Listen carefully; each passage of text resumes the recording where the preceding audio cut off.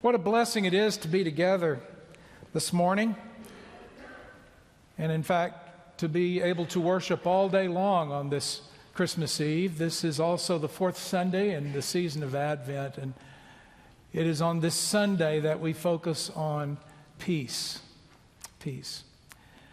I was thinking this week about a journey that Susan and I made with a group to Bethlehem 17 years ago, this last June.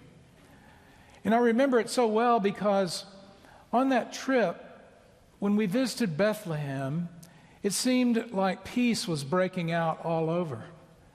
I mean, that's what everyone was talking about, the possibilities, and that it looked like there was a two-state solution. And finally, there would be peace in the Middle East. But of course, that didn't last. By that Christmas Eve, Bethlehem was torn with violence. Peace. It is the yearning for peace that we bring with us whenever we come to worship, and in this season particularly as we remember the birth of the Prince of Peace. Jesus was born into a Bethlehem that also was torn with violence at times, certainly was under Roman occupation. It was an enforced peace, the famous peace of Rome, the Pax Romana, that everyone celebrated, but it was not really peace. It was the absence of conflict, because any conflict that would arise would be put down mercilessly by the powerful Roman army. It was ruled over by Caesar Augustus when Jesus was born. He was emperor. Caesar Augustus had titles like King of Kings and Lord of Lords. He was venerated, worshipped as a god. He was called sometimes the Son of God. He was the one who brought peace, the famous Pax Augustus, Pax Augusta, the peace of Caesar Augustus. But it wasn't really peace. This baby who came to Bethlehem, God with us, God born in this child, would grow up to teach the way of peace, to weep over Jerusalem when they did not learn the things that make for peace.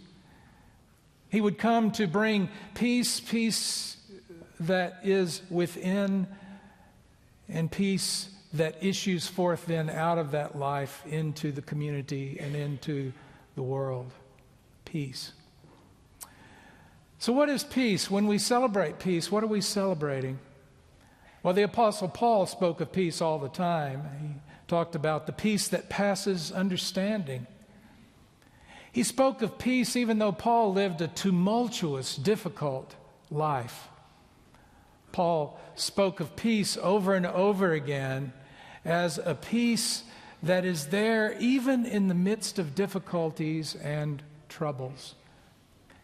He spoke of peace as what God does for us in Christ, bringing us this peace within and also reconciling us to God and to one another, as he spoke over and over again of peace.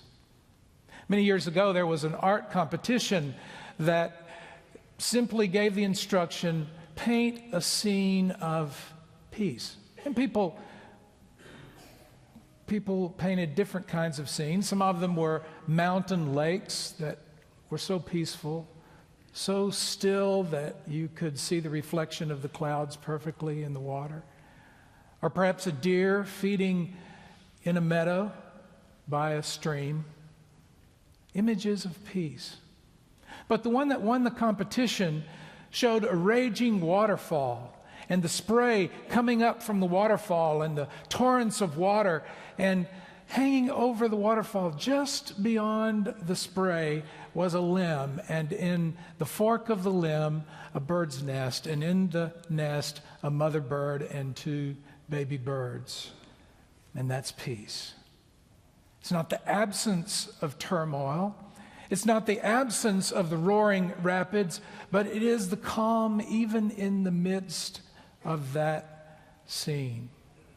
And that's peace. It's what Paul described. It's what Jesus came to offer us, this peace that passes understanding when we know that we are not alone, that God is with us. When we know, even in the midst of life's most difficult and darkest circumstances, we are not alone. One of the names of Jesus is Emmanuel, God with us. So what is peace? For Jesus, peace was not just the absence of something. It was not just the absence of conflict, although it might certainly be that. But rather for Jesus, it was the presence of something. The presence of love. The presence of God's love for us. The presence of God. But also the presence of love in situations that he expected his followers to bring to those situations. A way of seeing others as the children of God. I can't help but think when we come together on Christmas Eve and we are celebrating and we are focusing on peace, of thinking of the truce, the Christmas truce of 1914. We talk about it quite often on Christmas Eve. It's when, in the midst of war, the German and the British soldiers on Christmas Eve and all through Christmas Day came up out of the trenches and met in no man's land and exchanged gifts and buried their dead and even had joint services of burial. They sang songs. In fact, it was the singing of Silent Night that started the whole thing, as the Germans were singing Silent Night and the British heard the singing and recognized the tune, and they started joining in, the Germans in German and the British in English, as they sang together. They exchanged songs, they sang for one another, and they applauded the other, and they came up out of the trenches and they shared together. But the reason I mentioned that is not just to celebrate that moment of lucidity, that moment of peace in the madness of that war, but also one of the things that those soldiers took away from that they would never forget. To the person, as they described that experience, whether on the German side or the British side, those young soldiers were meeting the enemy and they realized that they shared more in common than they had differences. They realized that these were people, these were children of God as well, and it was Christmas, it was all the season means that brought them to that moment of peace and that lucidity to see the other as a child of God. When Jesus lamented that the city had not seen and understood the things that make for peace, one of those things is to see others as children of God. You and I are called to this life of peace and to see others in a certain way as followers of Jesus. What is this peace? Well, it is not just the absence of something, but it is the presence of something. For Jesus, the presence of God, the presence of love, and the presence of justice. The presence of justice. One of our presidents in the middle of the last century, Dwight Eisenhower, said, "Peace and justice are two sides of the same coin."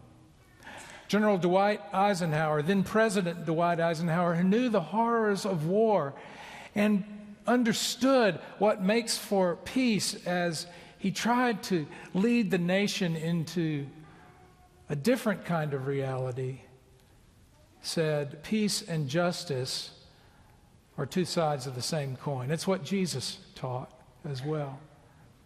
That's why Jesus was always concerned about the outcast, about the marginalized, about the poor, and called us, his followers, to do the same.